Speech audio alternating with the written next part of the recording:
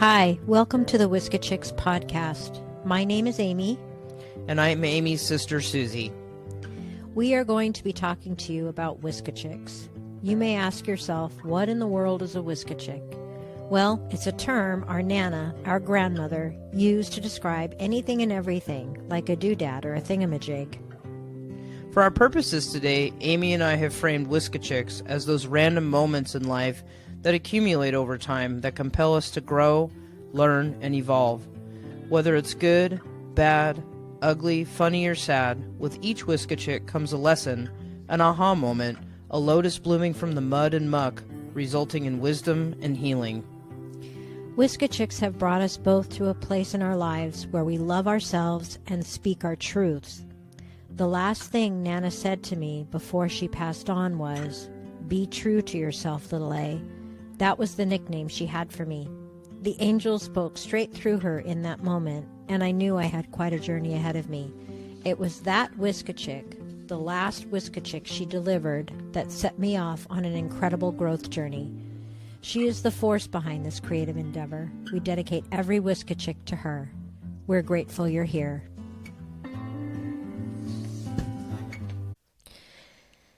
What? Why aren't you saying anything? I thought you were going to say something. Oh, yeah. Hi.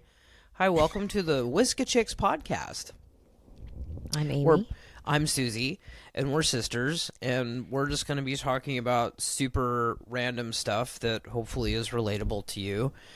And so today we were sort of inspired to talk about maybe some things that you see happen at grocery stores. So I happen to work at a grocery store. I've been in the grocery industry for 17 years.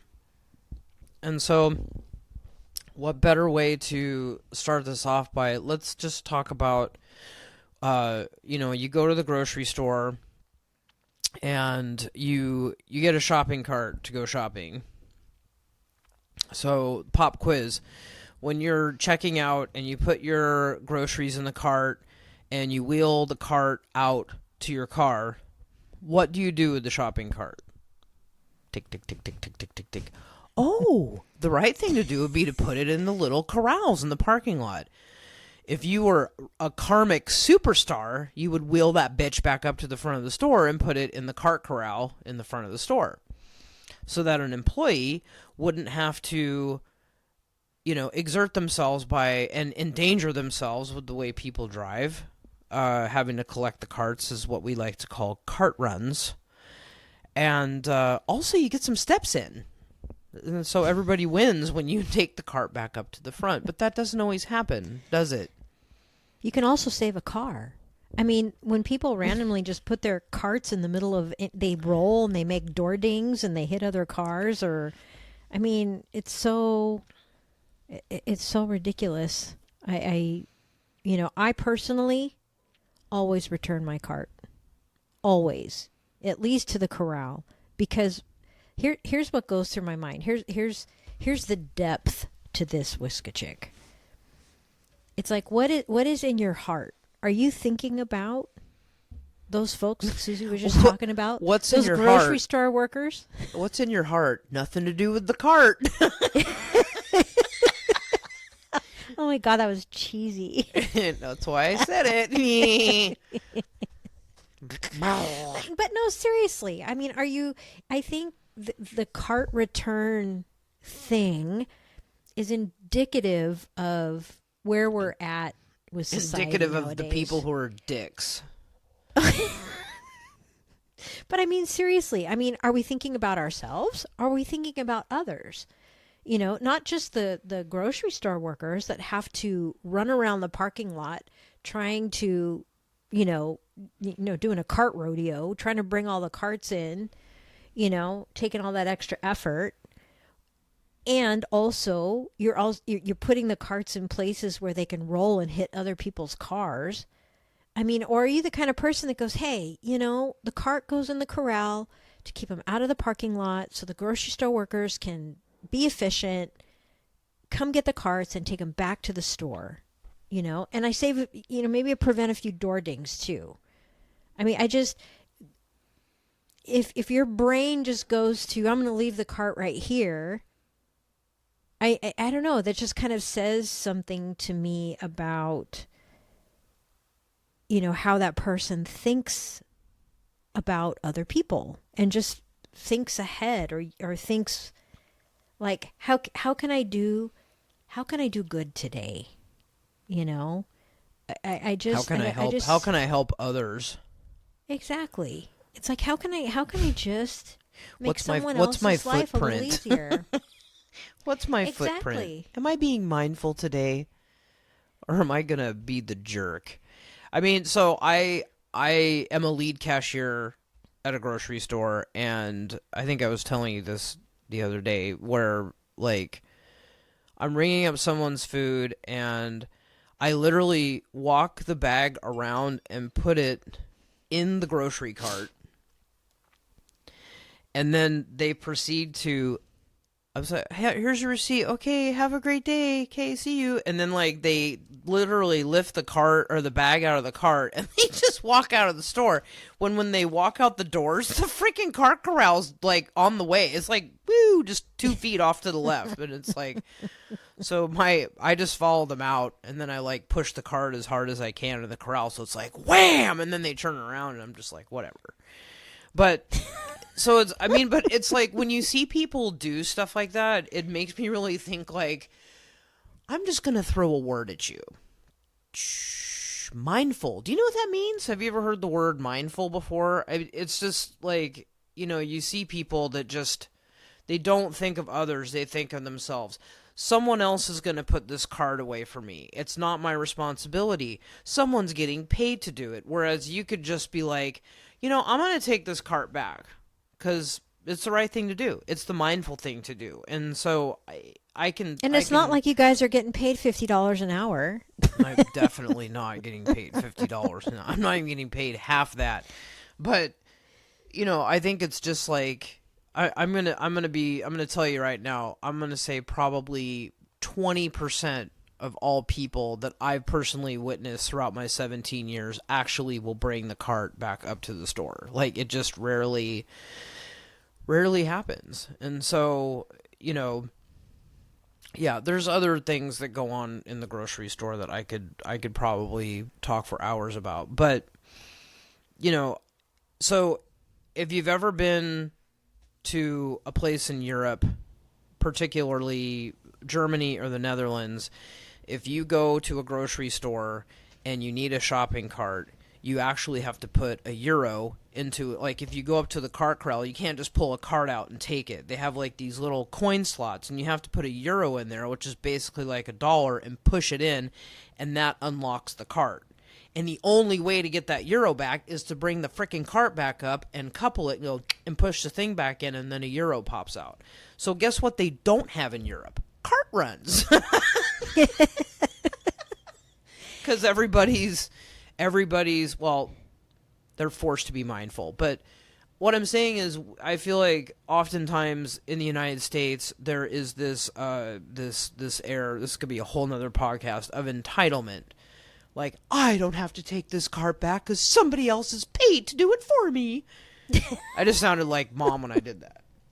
You did. I totally did sound like Mom, but I am her daughter, so I guess that makes sense. But you don't want to be her. I don't. I really don't. Neither do I. Anyway, I don't think podcast. I don't think that we can name names specifically to, like, name someone on social media that does something. But there is a gentleman on social media that his entire platform is, he just stands in parking lots all over the place and just rats people out on their crap that they're doing with the carts. And let me tell you, people get mad. They throw stuff at this guy. They call the police on this guy. They almost run him over. And he even has, like, these giant magnets that basically says they're a douchebag for not doing that. And he just, like, throws it on their car. And it doesn't hurt the car, but, like, I freaking love this guy. Like, he's my hero. You know why people get all mad? They feel guilty. Yeah, like, you were so they lash out. Yeah, citizens arrest. Well, and they feel they're being called on their entitlement, and they feel guilty, and so they lash out. That's my perception of it. I'm just saying, if you took a cart out of a corral, it's like, how were you raised? Like, put it back where you found it. That's all I'm gonna say. Like, it's like Barney, clean up, clean up.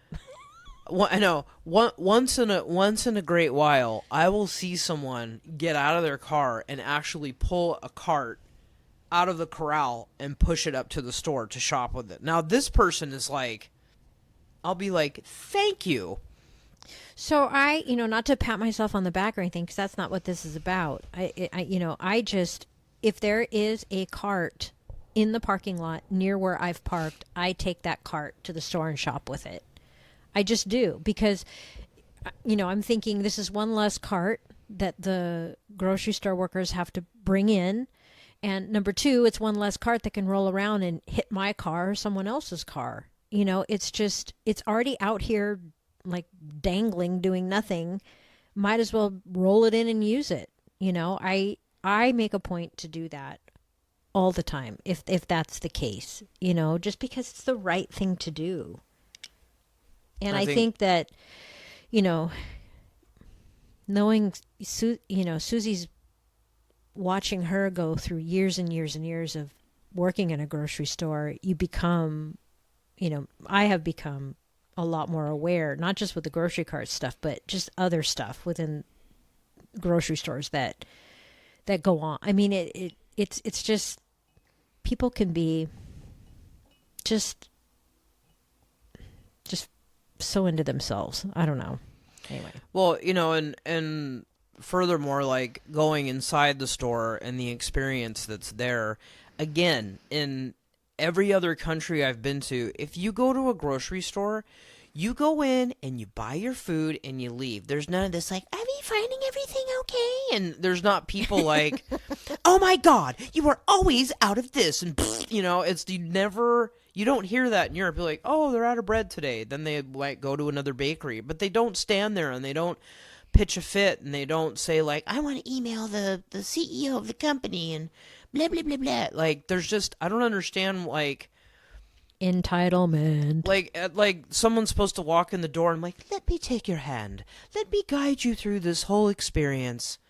And that's sort of what it feels like. And, it's like, why can't you just walk into a grocery store and be grateful that you can even walk into a grocery store and buy food?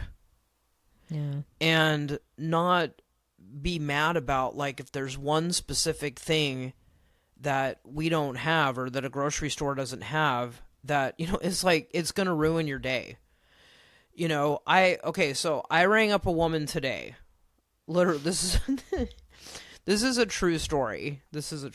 So I rang up this woman today, and she brings me this watermelon, and she was like, I want this watermelon for free. And I said, oh, okay. Why? Because the last one I bought, it wasn't sweet enough, and it was mealy, and it was blah, blah, blah. So, but it's just like, I want. There's just no, like, so maybe she needs to go to a watermelon picking class. Yeah, she needs to go to a... I'm just kidding. She needs to go to a happy class. But, so... Here's what I see from the other side of the counter is, first of all, I can help you with the watermelon, but it's like the approach, right? She just brings up the watermelon, like, not even like, I'm like, hey, how's it going? She's like, boom, I want this for free. And I'm like, okay, wait a minute, let me get the violins. Now tell me your story, why you want the watermelon for free. It's more like, hey, I was here the other day and I got this watermelon and I got it home and it just wasn't good. And I mean, if you say that, I'm like, let's make it right. But you don't just like approach someone and talk to them like that with this sense of like, oh, well, you're going to fix it because that's what you have to do. I'm like, I don't have to do anything. But I will, because it's the right thing to do. Like, I will make it right, but just don't be a jerk about it. But, it's like, I stand at a cash register all day, and I watch people come through, and they get mad that they're waiting because, I don't bag fast enough, or, well, can you put this on top of that? And I want my meat in a plastic bag, and like, oh, don't crush my figs. That's another Would you lady like to today. bag yourself? Yeah, I'm like, again, if I was in any other country, bitch, I'd be sitting down and you would be bagging your own crap with your own bag that you brought. That's almost every other country is like that. Totally. And I just think, like, the mentality of a lot of Americans is just that they're owed something. Yeah, they're entitled to this service, and it's, I'm like, do you know how many countries would give anything to walk in and be like, oh, I can get milk, bread, and eggs, and not have to fight for it or anything like that. Like, we're so fortunate. And so I just really, all I'm saying is, when you go to a grocery store, be nice to people. They are not the ones that are making the food or picking the food. We're just the people that get it out the door with you. Like, we put it on the shelves, we display it, and then we beep, beep, beep, and we get it out the door to you. It's not anyone's fault that's working in the store that, a product doesn't taste up to your expectations, or they're out of something. Like, just be more mindful of who you're actually speaking to, and be grateful that you can get anything at all. And, if you think a store is too expensive, then go shop somewhere else. So I'm just saying. Or grow your own watermelons. Yeah. Grow your own. Yeah. Good luck with that. Grow your own watermelons. But, I just, working in any job where you are customer faced, having to help people with anything is difficult, because it really teaches you how to read people and to respond and not react, because that's what they want. They want you to react. Like the lady with the watermelon, she wanted me to react, so that's why she did that. And I was just like, tell me your story. I want to hear your sad watermelon story. I really I want to hear your sad, mealy watermelon story. Yeah, I mean, I feel so bad for you right now. But anyway, yeah, just this whole podcast is about, and a grocery store is just one place. I mean, it could be anywhere that kind of a are. metaphor. Yeah, it's a metaphor for a lot of things. We all buy groceries because we all have to eat, so we know we all go to a freaking grocery store. But, it's just like, if you're nice to someone, even if they're so mean to you, like, it's actually amazing how they shift and change, because you're not feeding that energy that they're giving you. And because I have to tell you, like, it's exhausting. It's really exhausting. Like, I stand there like, next, and here comes the food down the conveyor belt. And, you just never know what you're going to get with people. But I've just really learned, like, if I don't react the same way that they're treating me, they immediately shift and usually end up leaving happy, relieved, and saying thank you.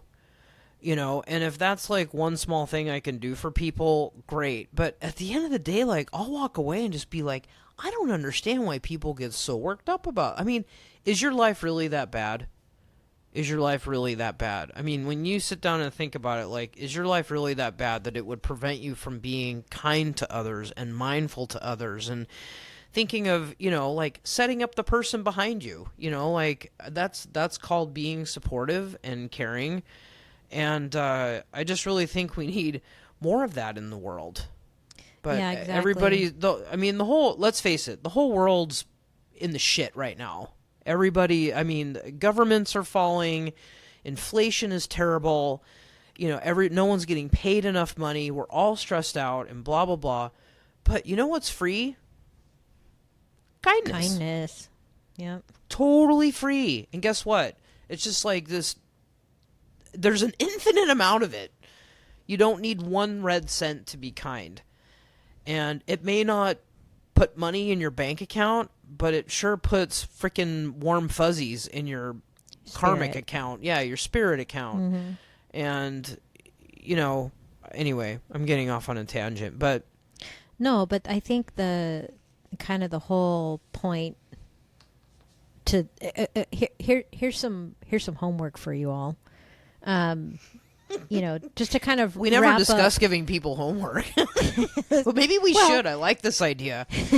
But I mean, like, this Whiska Chick, really, the foundation of it is... I'm going to challenge you all to practice the skills Suzie was just talking about, and that is shifting energy. Being kind and shifting energy. Next time someone's coming at you and you're starting to feel that thing come up where you feel riled up and you want to snap back, shift it, because shift happens. Shift happens. No, practice Shift that. Practice happens, yeah. taking a deep breath and just respond in a very calm, kind manner and watch what happens, rather than raising up to their level and feeding that energy. So to wrap this Whiska Chick up, why don't we all go out and practice that? Practice a little kindness and practice shifting energy between people, because we all need a little more of it. Because like Suzie said, things have been uptight for a few years now. Well, longer than that, but since the pandemic, it's been definitely different. But so that's your homework. Shift happens. Whiska Chick's homework. Yeah, let's just throw a number out there, since we love things in 3. So I want everybody tomorrow to do 3 things that are random acts of kindness that don't have anything to do with you, but just maybe something that you encounter during your day where you see an opportunity to just do something kind for someone. That's won't cost you a dime. Just even if it's a smile or a thank you or a can I hold the door for you or can I put my freaking cart away? Exactly. Put the shopping cart away. If you're going grocery shopping tomorrow, put the cart away. 1 check. There you go. So, let's do that homework, and then, you might find those numbers increasing, and I know Amy and I are like that. Numbers, we don't count anymore because we just live, we do. But, I encourage everybody to go do that. So, let's end it there, right? Yeah. We're good so with on that note, I think we're done good. Barfing about whatever we just barfed about. Shopping carts. Yep. All right, so... that's it for this episode of Whiska Chicks. And until next time, you know what Nana would say. You say it, Amy. It was 21. Be true to yourself. 30.